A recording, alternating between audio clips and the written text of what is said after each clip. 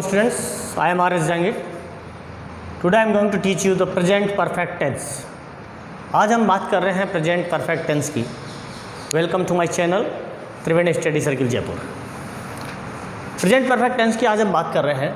सबसे पहले मैं पहचान की बात करता हूं कि हिंदी में अगर इसको पहचाने तो हम कैसे पहचानें. तो हिंदी वाक्य के अंत में इसमें चुका है, चुकी है, चुके हैं अथवा आ है, ई है, ए है की ध्वनि आती है. मैंने ये कहा कि आ है, ई है, ए है की ध्वनि आती है. जैसे कई बार होता है कि जैसे मान लो मैंने कहा कि मैंने एक पत्र लिखा है.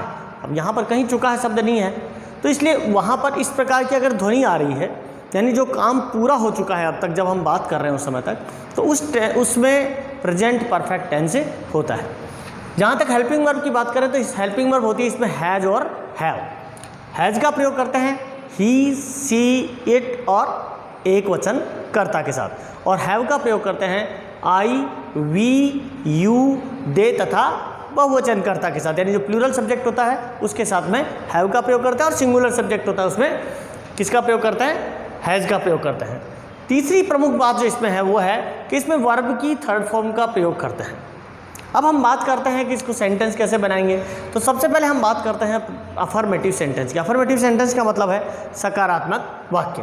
और सकारात्मक वाक्यों को निर्माण करने का जो तरीका है, सबसे पहले जो पैटर्न है वो है कि सबसे पहले हम लिखेंगे सब्जेक्ट, उसके बाद हेल्पिंग वर्ब यानी हैज़ और हैव, उसके बाद में वर्ब की थर्ड फॉर्म और उसके बाद में ऑब्जेक्ट. फॉर एग्जाम्पल देखिए, मैंने पहला सेंटेंस लिया ही हैज़ डन हिज होमवर्क.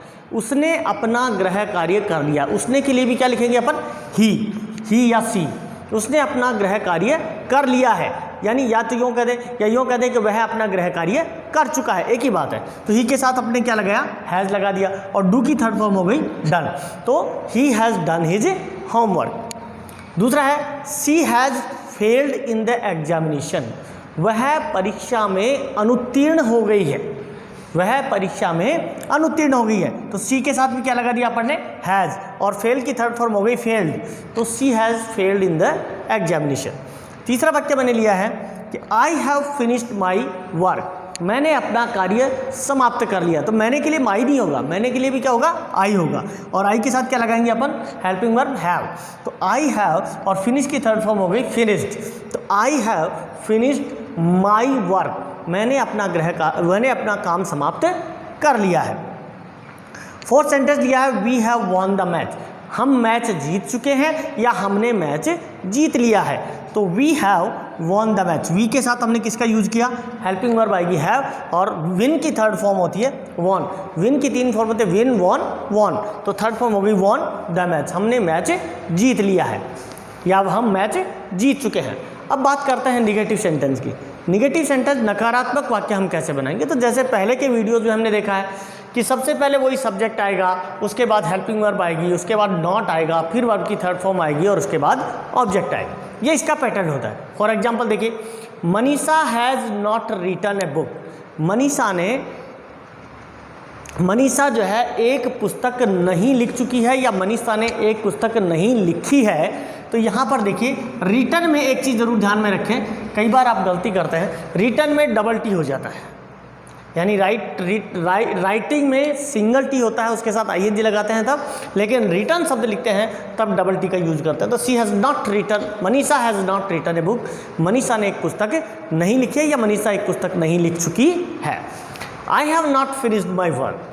मैंने अपना काम जो है समाप्त नहीं किया है, यानी मैं अपना काम समाप्त नहीं कर चुका हूँ. तो इसके लिए भी हैव के बाद में क्या लगा दिया अपन ने, नॉट लगा दिया. अब बात करते हैं इंट्रोगेटिव सेंटेंस की, यानी प्रश्नवाचक वाक्यों की. प्रश्नवाचक वाक्यों को निर्माण करने का या फ्रेम करने का एक तरीका है. सबसे पहले हम क्या करेंगे, हेल्पिंग वर्ब लगाएंगे, यानी हैज़ और हैव को सब्जेक्ट से पहले लगाएंगे.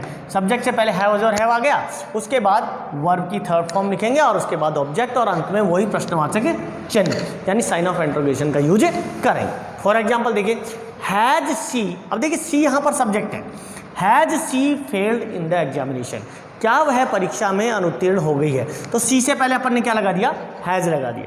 इसी प्रकार से have the labourers repair the road.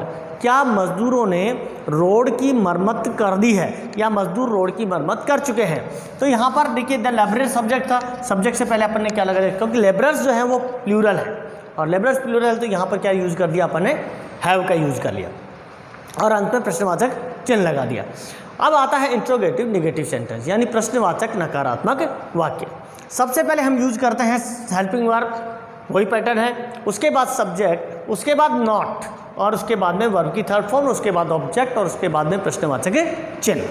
For example देखिए, has he not done his homework, क्या उसने अपना गृह कार्य नहीं किया है, या क्या वह अपना गृह कार्य नहीं कर चुका है। सेकेंड सेंटेंस है, have you not von the match, क्या तुम जो है मैच नहीं जीत चुके हो, या क्या तुमने मैच नहीं जीत लिया है। Thank you very much. मेरे चैनल को सब्सक्राइब करना ना भूलें, इस वीडियो को लाइक करना ना भूलें। Thanks a lot again.